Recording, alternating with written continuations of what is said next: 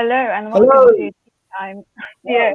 Go on, Carrie. That's a good start. Sorry, I was just waiting for it to start there. So, hello and welcome to Tea Time SEO. I'm Lawrence O'Toole, and with me is Carrie Shepherd from Authoritas. And you'll notice Joe's not here today.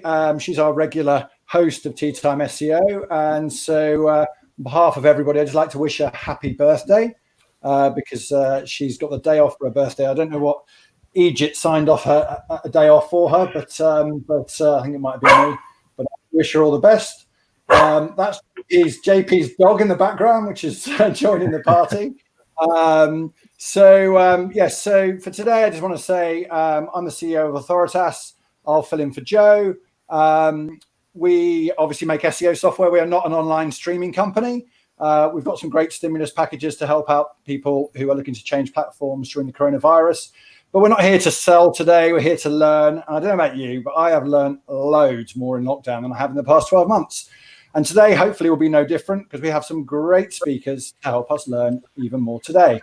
So without further ado, we've got Steph Whatley, Thierry Ngutegure. I knew I was going to mess that up, Thierry. I do apologize.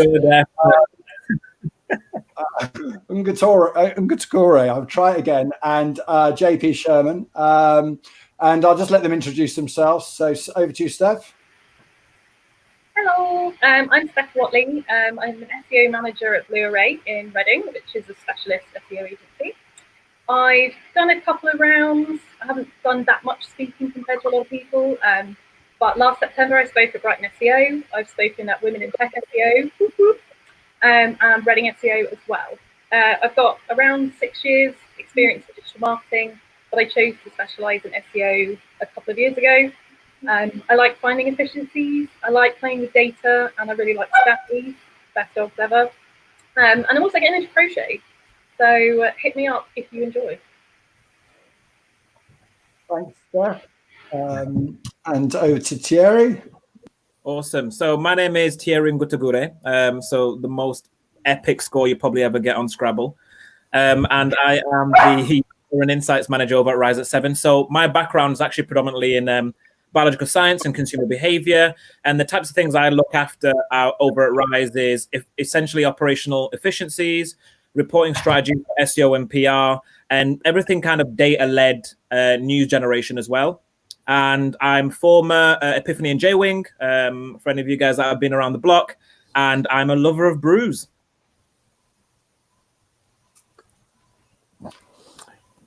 All right. Hey there. I'm JP Sherman. I'm based out of Raleigh, North Carolina. I work at Red Hat, the open source software company. I don't really consider myself purely an SEO. I connect humans to the information that they're looking for, regardless of channel that they use. I've been doing this for about 7 years. I used to do PSYOP, special operations. I used to dig up things that have been dead for millions of years. Now I roast coffee, and I'm a dad of 4 boys, and as you can hear, 2 dogs. Two very cute dogs. So hopefully we'll see those at some point during the Tea Time session today. Your first for Tea Time SEO. So thank you very much, everybody. 3 great speakers. Steph, I've got the Blue Array Mastering In-House SEO book on my desk here from Simon. So I'm guessing you guys know a lot about building client dashboards. So it's over to you to get started. Thank you. Alrighty. So tips for you today. Some of them are probably kind of common sense, but they're worth talking about anyway. The first few tips I'll talk about is really the kind of initial stages of setting up a dashboard. So the first one is that communication is super important. That's the case with pretty much all client relationships or any kind of task or deliverable that you're doing for a third party. And that can be people in-house as well. You need to have a chat to the people that you're actually going to be delivering these reports to. Because otherwise what you think is important might be completely irrelevant to these people. We've worked with a lot of startups who are, obviously quite small, don't have a lot of layers or bureaucracy. And we've also worked with quite big corporations where there are kind of a lot of barriers to kind of get through, a lot of teams that get involved in calls and things like that. And all of these teams have got different priorities, they've got different time and different tasks on their mind. And so that's something that as an SEO, we need to kind of be sensitive about, and we need to build that into our reporting as much as possible. So once you've kind of established the needs there, I think a really important question to ask yourself and them is, can we accurately report on these or influence their outcome? Because a lot of the time, clients may ask for things that actually aren't really sort of SEO metrics or things that we can measure, and that can lead to a lot of sort of dissatisfaction later on. It can lead to some conflict in terms of what you think is important versus what they think is important. So it's really kind of getting to know what their priorities are, what their KPIs are, and understanding what they need to get out of a dashboard. And the other thing that I would suggest is reviewing the reports regularly, and that is because priorities change. There are churn in personnel in certain businesses, and that's going to change your kind of pitch that you need to be aiming at as well. So I'd probably suggest around sort of quarterly reviews. Okay, cool. The next one is that for dashboards at Blu-ray, we exclusively use Google Data Studio because why wouldn't you? It's amazing. It's amazing and frustrating, I would say that. I've had several arguments with Data Studio just today. So yeah, basically, we always recommend using Google Data Studio. And the reason for that, in terms of creating dashboards for an entire company, is that it has paginated navigation. And you can also use internal links to take the right team to the metrics that they actually care about in one click. And so rather than them having to kind of pour through a really long report and try to find, little charts that might be relevant to them, it's just so much easier. And the other thing that I always say is kind of start with top-level insights. So these would be a few bullet points, and these are really the most important takeaways. So I've put the elevator pitch, probably something Don Draper would say. I love Don Draper because he's a beautiful man, and he knows what he's talking about. So if I was to be caught in an elevator or the lift, if you're in the UK, by a CEO, and they said, how's SEO doing? I need to have sort of like 3 or 4 really clear, really easy to explain points that I can share with them. So what are the few things they need to take away from this report, even if they don't get through all of the other charts? The next thing is it's really important to provide insight. And I know the other guys are going to talk about this a little bit more, but it's so important to say what you will recommend off the back of the information. It's one thing to provide stats and data, but it's quite another to say, well, what does this mean? And how does it fit in with current priorities? What are we going to do differently? If our click-through rate is down, how are we going to address that? If our rankings dropped, what are the reasons and how can we address them? And the other thing I would also suggest is blending data. And that's a really great feature of Google Data Studio as well.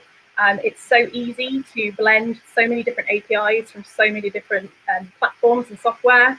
I've just been playing around with Google Trends integration as well, which is really helpful in terms of any kind of seasonality and things like that.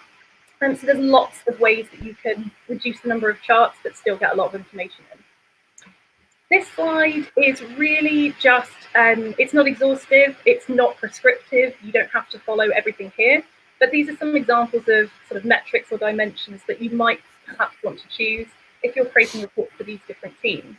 So in the C-suite and marketing column, I've said conversions, including assisted, because I feel really passionately about assisted conversions. I don't like last click attribution, it upsets me as an SEO. That might just be me. But yeah, I do find it quite difficult to just report on last click conversions. If I can, I'll also put the funnel in, because if we're having a huge drop off halfway, then that's something that they need to be sort of explained and need to kind of take action on, because it could be a technical issue within the conversion funnel. The other thing that's probably worth mentioning, can you go back, please? Thank you. The other thing that's probably worth mentioning is that the dev team probably aren't interested in rankings, particularly, unless they're getting heat off of the marketing or C-suite. So for them, it's going to be things like the Chrome user experience report, it's going to be index coverage issues, and any kind of technical backlog issues that they've not yet addressed. And again, this is relevant if you're in-house or if you're working for an agency. We also use Content King to monitor a lot of our websites, and that gives us real-time updates. So quite often we'll see things like canonical tag removed, or page now has non-indexable canonical, and those are things that we can also add to the report, as we share it with them. For PR, they're going to be interested in things like branded traffic, sort of best performing articles, and then obviously a report around sort of backlinks. So have we lost any? Can we recover them? where are we getting some new backlinks from, and things like that. And then your customer support guys, it's going to be really good for them to understand what the internal search queries on the website are, because that's going to help them kind of understand which resources or areas of the site that they need to bring forward and to help customers find what they need. And it might also help them in terms of resourcing what kind of queries they're going to be getting through inbound channels as well. And also, yeah, like I say, the sort of modified brand searches. So it could be that if you work for TUI or something like that, you know, if you get lots of quite branded queries like TUI, where to find refund information, that's something that they're going to be interested in. Cool. All right, and then last one from me. When that's all done, the best thing to do, I find, is to sign off with a brief update on the next steps and plans for the month ahead. That's a sort of short to medium term time frame. And within that, I would list off the immediate priorities. So what's critical? What do they need to action immediately? Like you've just blocked your entire website in robots.txt. Or what are the longer term deliverables? So what are the things we're going to be looking at this month in terms of delivering projects to you? And also any other points of discussion. So it could be around something like our percentage contribution for organic has actually reduced over this month because we've had increased PPC. So is there a conversation around that that needs to happen as well? Thank you. Steph, that's great. Thank you very much. To everyone who's watching there, please, reminder, just ask your questions. If you've got one for a specific presenter, then please say so, or just general one for the panel. You can all, this is great content, like the video, subscribe, and you can all share these videos whilst you're watching. Just a couple of clicks and get more, bigger audience to these great speakers who are giving up their time for free. So with that, I'm going to pass you over to Thierry Ngutegure, and he's going to take us through his tips.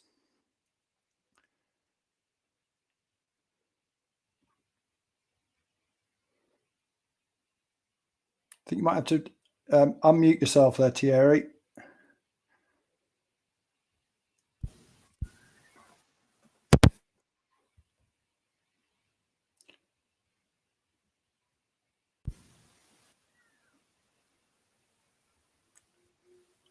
Looks like your mic is unmuted now. That should be good.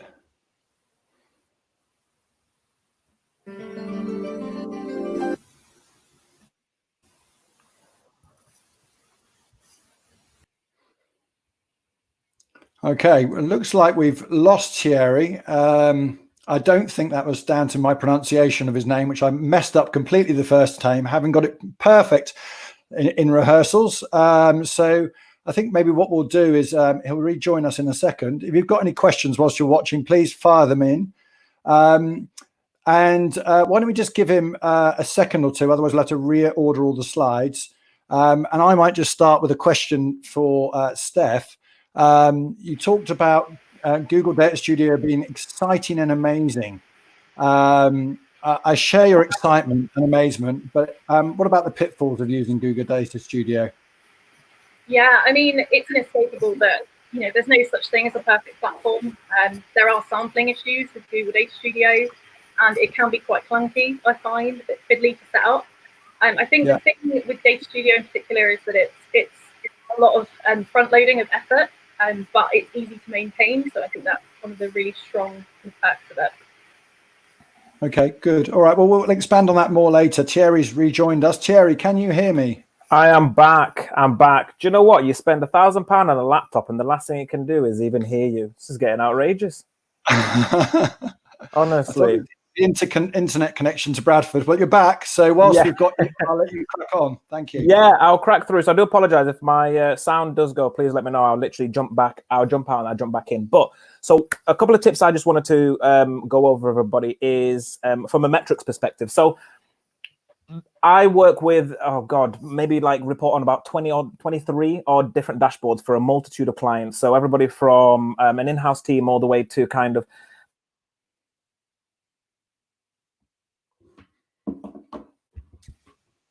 Can you hear me? Yeah, we lost you for a second, but carry on.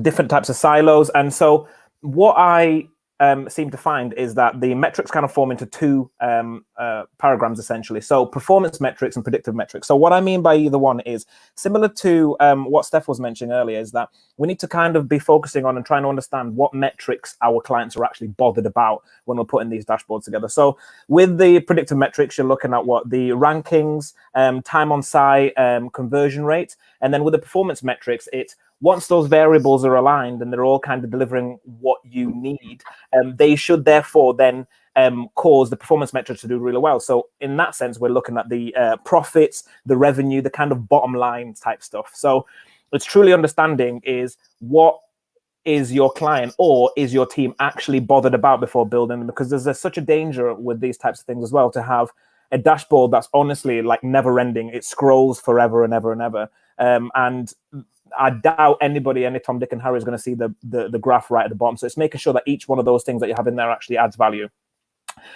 And then with adding value as well, so it's going on from that is what you're reporting on. So with the performance metrics that are kind of long-term, you're looking at the tasks here. So this is the length of the projects, what we're doing, where are we up to, what have we done, what are we going to do. Then with the performance, that's kind of short term, you're looking at the revenues type stuff. So this is how are we physically doing on the bottom line. So what is the pounds to pocket? What's happening with the agency or company as a whole? And then when we look at the predictive short term, so this is site health. Basically what this is saying is, have the lights gone off? So has something occurred here that shouldn't be occurring that we can kind of is extremely short term, but will affect those variables as mentioned earlier. And then the long-term predictive element. So this is then the user behavior. So what are they doing on site? And how does that, where do they sit within the funnel? And how are we kind of nurturing our users and our customers that are coming to site, and what exactly are they doing and what can we learn from them? And then it moves on to the next slide, which looks at who it is that we're therefore reporting on. So as I said, we've got our performance and predictive elements, and then who is essentially bothered about that. So when we're looking at who controls your budget and understands your job, so these individuals are typically your managers or your clients. So they kind of really get into the nitty gritty of what's going on, as well as can kind of shift certain parameters around for you. And then we can look at the who controls your budget, but doesn't quite understand your job. And what I mean by understand, are quite far removed essentially from the microeconomics of what's going on every day. So this is your boss or your boss's boss. So this is the portion that we're looking at in terms of revenue. So these are the guys that kind of, or the people that kind of come in and go, right, how have we done from a revenue or profit perspective month on month?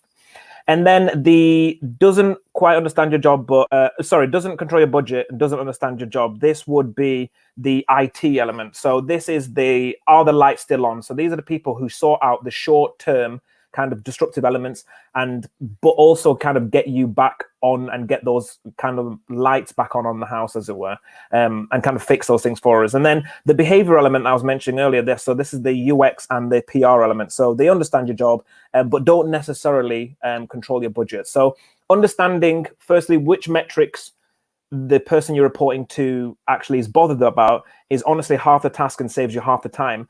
And then also understanding the pragmatics of where that report is going to end up after yourself is secondary to the battle as well. And once you kind of get those two things balanced, then you're a win-win when it comes to reporting from a data studio element.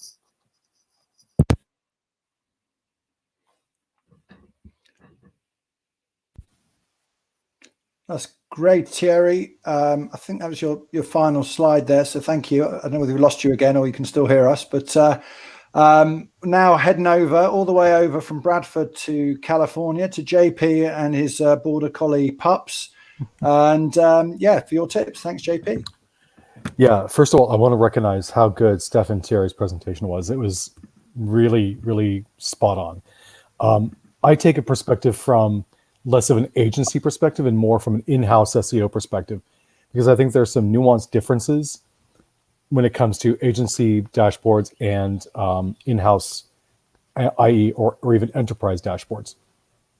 So generally, for when I use dashboards, I use them for smaller groups and smaller teams. I don't have a lot of interaction with the C-suites. That's more of my boss's job. So what I do is I try to tie the things that I do with my dashboards to actual work that teams can find useful. And so what I'm going to do is talk about some of the practical ways that we can start building dashboards to create real change that push the numbers up on the top level dashboards that we've already talked about. All right, next slide. So much of what we do is like, we want to understand that data is just information, and then understanding why it happens. So data with context, that's intelligence. And how do we take that intelligence into making a plan? That is where I like to go with dashboards. And I'm going to go into a practical example that I used, and I really got to thank Steph for pulling out for giving a shout out to site search data, because that is where I live. So basically, I look at my data sources. I look at Google Search Console. I look at third-party tools, crawlers, management platforms, site search, and my own analytics. That's where I get the data from. Most of these things have some sort of API that can be tied into my next slide, which is looking at some of the data blenders and visualization tools. I personally use Tableau, Splunk, Adobe Worksheets, and Fusion Charts. Those generally work well for enterprise level and smaller levels. So from a practical example, I take my site search data and I break it down into individual pieces of content and content as an aggregate. I use the particular measurements of click-through rate, impressions, conversions, assists, and keywords. And from the top level perspective, I get from my aggregate data. What are the number of results I get? What's my click-through rate? I look at these kind of things to figure out what is my overall strategy? What are the things that I need to accomplish in this channel? And the way that I look at it is, if we have low overall click-through rates, are people not clicking because they can't find it? Are people not clicking because they don't understand what they see? Or are they not clicking because the wrong results show up? Low conversions, even no result searches. If somebody searches for something and nothing shows up, that's going to be an issue. It's also a content gap that could be potentially helpful. And then I look at things like refinements. So all of these things I take a look at to answer the question, how's site search doing? And I can say, clicks are up, click-through rates are up, and people are finding generally what they're looking for on the first go. And then I break it down to the individual content level health. I look at, are the right keywords delivering the right piece of content? So if you look at like page A versus page B, the keywords that drive traffic to this page from site search is something like dog tricks, puppy tricks, teach a dog to sit. My average rank for this content based off this keyword universe is 4.5. I have a high click-through rate and a high conversion rate. So even from these decent metrics, I look at conversion optimization, increase the average rank, improve the content. And so I look at these success stories as, this goes in my bucket for optimization. And then on page B, I see a wide array of non-related keywords that drive traffic to that particular site. I have a high rank, but a low click-through rate. So clearly, when people are looking for this, they're finding a page that may not match their intent. So then that goes in my bucket for content revision. So from this small scale example of building a dashboard that my content strategists, my content teams, and my writers can use, they know which content they need to improve, and then they know which content they need to either fix, become more focused, specify, things like that. So I want to take a very small scale look at how a dashboard can transform into work. Everything everyone else said is correct, but I also know that from my own experience, building a dashboard can be very daunting. It can seem like a really big project. And so what I do is I try to start small by understanding what the questions are, and then essentially building dashboards to answer those questions. And then I aggregate those dashboards, and that's what I show my managers and my managers' managers. I think that's my last slide. Wow, that's great, JP. Super.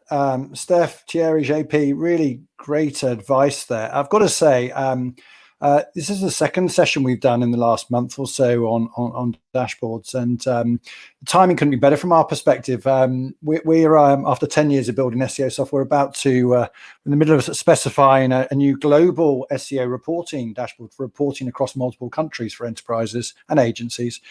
And this kind of advice and insights is absolutely essential. So from a personal point of view, thank you. While Carrie hopefully can have a few questions, I just think it's probably the right time for JP to show us a close-up picture of his puppies, so everyone can hit the like button. And Carrie, maybe you can start us off with the first question. How cute are they? Lawrence. So the first question we have is for Steph. How do you integrate Google Trends into Google Data Studio? Yeah, so this is something that I actually found through the Women in Tech SEO Slack. And I can't take all credit for it because a few people kind of mentioned it. And I know that Roxana did quite a lot of work in terms of integrating multiple trends into the same chart.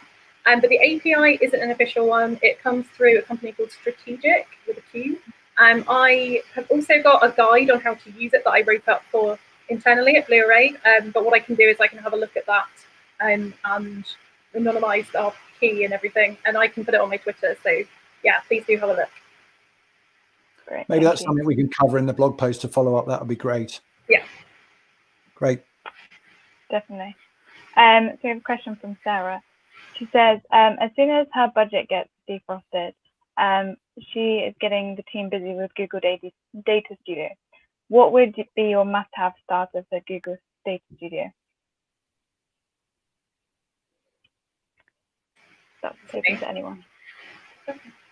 Well, I can start. So, I mean, obviously the main ones that we do tend to use are things like analytics and Search Console, obviously. There are quite a few others. I think the Chrome User Experience Report API is really good. And the reason for that is the fact that you can compare competitor data to like client or your own company data, which obviously you can't do with analytics or Search Console. So that's a really nice one to have. And I tend to find that if I put like a report for one of our pages and then a competitor's page, things tend to get implemented quicker. So it's nice to have that next to each other. And then, yeah, there are lots of others. You can get APIs for SEMrush, Content Ping, Supermetrics. They all come at a cost. That's the only thing I would say. The Chrome User Experience Report is free, as is the Google Trends one, because they're not official. But yeah, things like SEMrush have got quite a high cost, but if you're using it a lot to track client work, then it's definitely worth getting. Right. I'd like to add that like crawlers like Ahrefs and Deep Crawl, and there's a few others, also have decent API support so that you can bring in some of the crawler data to support some of the analytic data. That's also a really good way to create data with context. So that's the only thing I really have to add. That was a perfect segue. Sorry, Thierry, go on. No, sorry. I was just going to add as well. If you ever struggle with finding anything that kind of plugs into the Data Studio, what I found as a workaround, if you're kind of struck for time, is just set it so that it does a Google Sheets export, and then just get your Data Studio to then read that, and then that way you get to work with multiple plugins without having a plugin. Essentially, it's just a bit of a workaround now. It's a bit annoying in the back end in terms of, I think you can get it down to about 15-minute update for some things, but it's better than nothing for some kind of plugins. What about, I would always recommend using BigQuery. That's how we handle it. We looked at building a connector to Google Data Studio ourselves, just a native one for SEO ranking data, and it was just too limiting. And as soon as we started talking to big clients that are doing hundreds of thousands of keyword checks, they wanted something a bit more robust. So certainly for our clients, we use and recommend BigQuery, and the advantage there, of course, is it's faster. And you can do more with the data, mash it up with other business metrics, etc., and the client has more control. So I don't know whether you guys have got any other experience of using other databases behind or data sources behind Google Data Studio. Yeah, and think with BigQuery as well, the beautiful thing about that is then when it pushes to the visualization element, I think. I think the things that pop out of that as well, because I think Data Studio in itself, it does as much as it can, but I think from a visualization perspective, it's a little bit limited. And I like to work with the types of stuff that like Tabular, for example, pulls out and stuff like that. So I think mixing it up with the likes of BigQuery really does kind of add a new level to those visualizations. You can see JP nodding there as a Tableau user. I think just rather than sort of get into the depths of the technicalities right now, because I'm sure we could, but I think you just hit on one word, JP, which I was going to ask you, which was context. And for me, what I've seen lots and lots of SEO dashboards, a lot of them lack context. And and what I mean by that is just putting it into perspective. For me, you know, an SEO dashboard, and you know, it's similar to some of the things that you've said today. Should be like, how am I performing? Why am I performing like this? What do I do about it? And you mentioned competition as one way of putting things into context, Steph, to get things done. I just wonder whether you guys had any other thoughts on showing the data in context to actually get better results, get more engagement with the dashboards, get the teams more motivated. Yeah. So one thing that I've found is for adding context is to make sure that all your other departments are also singing from the same hymn sheet. So in previous agencies and companies, what I found is that every department creates a dashboard. And then next thing you know, you're sending over 3 links with 19 slides on the dashboard, and it's all linking to all matters of madness. But what we've been doing quite recently is it doesn't matter what service or whatever the client is taking, if the data has context, it's included in there. So if we have a PR update for one of our PR clients and we think there's an SEO benefit to add any bits of the data, whether it's ranking changes, whether it's site search or whatever that may be, if it adds to the strategy where we're looking for that client, their end KPI, then it's added in. But it's not just in there as a reflex, or we don't report separately. Okay, great. JP, Steph, anything else you want to add on context? Yes. One of the things that I do is I import different types of calendars to create markers in my over timelines. So for example, I have holiday markers, I have political event markers, I have budget markers when I know that particular industries tend to purchase a thing in a certain window of time. These are calendars that I can bring into my dashboards to give a little bit of context, saying we're slumping this year. However, because of this particular industry's downturn, this is we can compare year over year and say, generally, this is why this is happening. So I do a lot of work in measuring what calendars are applicable to my particular industry, and then I overlay them with some of my data streams. That's really interesting. I would also just add real quick that, really getting to know the client or the company itself and the industry in which they operate is super important for having context. We were having a conversation just this week about, when can we stop blaming COVID for kind of airport-related SEO suffering? So things like that, it's really important to kind of keep an eye on the activities in the wider industry that they're operating in, because that can help actually provide a little bit of narrative that might not already kind of click. That's perfect. Look, some great advice there. Carrie, do you have any more questions from the stream? Yeah, we have one last question from Azim. What are your thoughts on measuring engagement times with the reports themselves to ensure they're being read?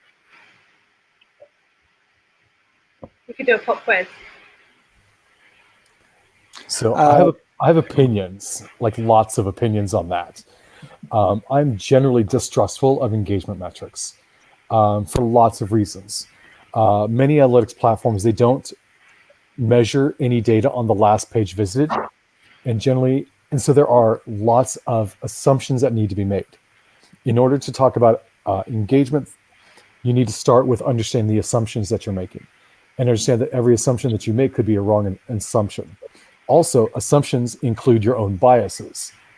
So we kind of get down this crazy funnel of assumptions, biases, and things like that. And then tying that into some sort of quantitative engagement metric, I generally stay away from engagement metrics as a performative measurement. I tend to use that as more of a contextual layer to maybe maybe to create hypotheses. So I don't say this is what happened. I said, here's the thing that happened. Here's my hypothesis based on what I see engagement rates are. But it's also a thing that I can't actually prove just yet. So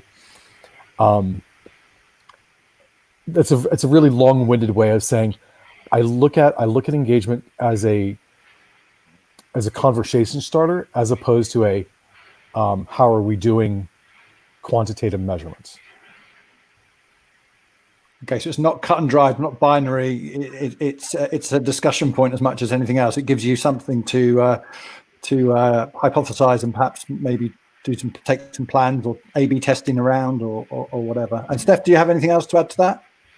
Yeah, I mean, I've heard some people say that you can use, UTM tracking URLs and things like that, or like Bitly links, to see whether people click them or not. So that's an idea. It depends on how much time, I guess, you have. The other thing, I suppose, is that we do tend to schedule time with the client following like a monthly report, just to really go over any specific highlights or immediate priorities, or get clarification on anything that seems a bit weird from the report.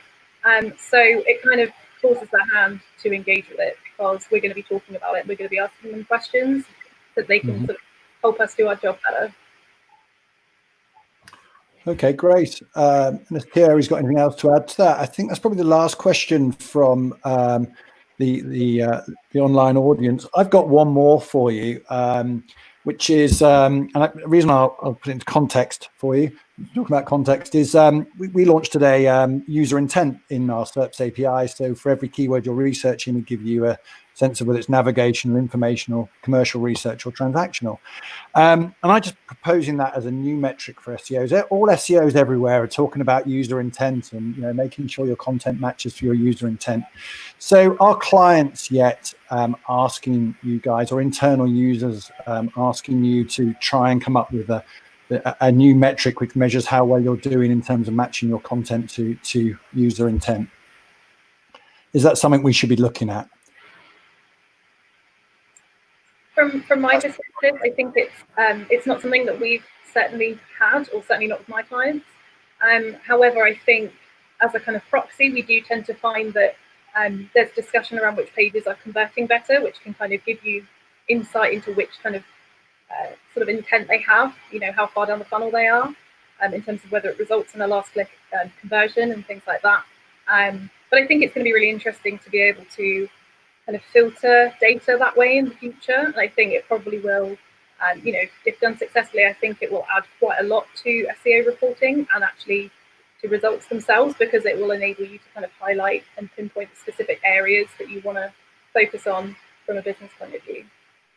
Yeah, and what in context for us for intent, similar to Steph as well, it's not something that we kind of hit the nail on the head and target, as it were, but it's something that we do from a digital PR and campaigns perspective. So of all the campaigns we're running, the ones that get engaged with the most and therefore drive traffic to site and therefore conversions, a lot of them carry some sort of emotional intent with it, or push some sort of purchase behavior or consumer behavior. So what we've started doing, especially with the dashboards, which is quite good as well, is if you understand the intent behind the campaigns that you've gone out with, after a while, you'll be able to understand the kind of seasonal intent from a content perspective. So what are people engaging with the most during a certain period in time, and therefore give you, as I say, a proxy understanding as to the intent of your audience at that given moment in time, as well as the pages that are converting the best.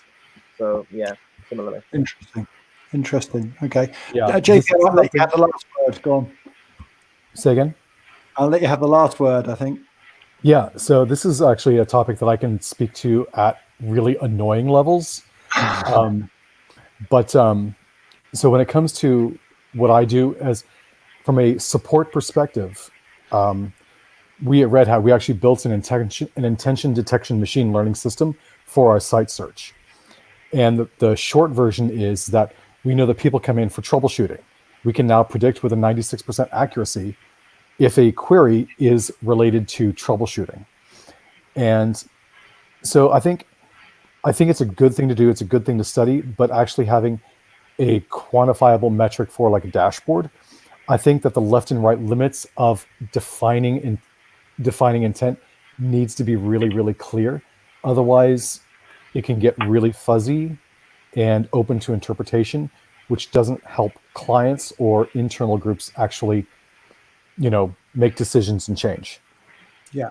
Yeah, look, I think that's probably a whole topic for another day. I'm sure you and I could have a long discussion with Thierry and Steph on that. But I think the idea of combining, well, I've always looked at user intent metrics and user intent data from a service perspective, but obviously combining it with site search ultimately is great, because then you know what users actually are doing when they arrive on your site. And I think that's probably taking it to the next level. So I think we're probably a little bit early for meaningful metrics we can all act upon, but it's great that we're all exploring those areas. I'm going to wrap it up there. I have got loads more questions, but we've run out of time. We want to try and keep these sessions short and actionable. But there's so much good content there. Thank you, everyone online. Thanks, Carrie, for organising things. And thanks to Steph, Thierry and JP, our great speakers this afternoon. I really appreciate you taking the time to share your knowledge during this difficult time for everybody. So thank you, and we'll see you all again soon. Right, take care. Carrie's just going to tell you what's on tomorrow. Sorry, I've just jumped the gun. Tomorrow we'll be back with diagnosing JavaScript SEO issues with Charlie and Ed. So we'll see you again tomorrow at 4 p.m. And it was great having everyone join us. Thank you. That's brilliant. Thanks a lot, everybody. Thank you. Bye-bye. Thank you very much.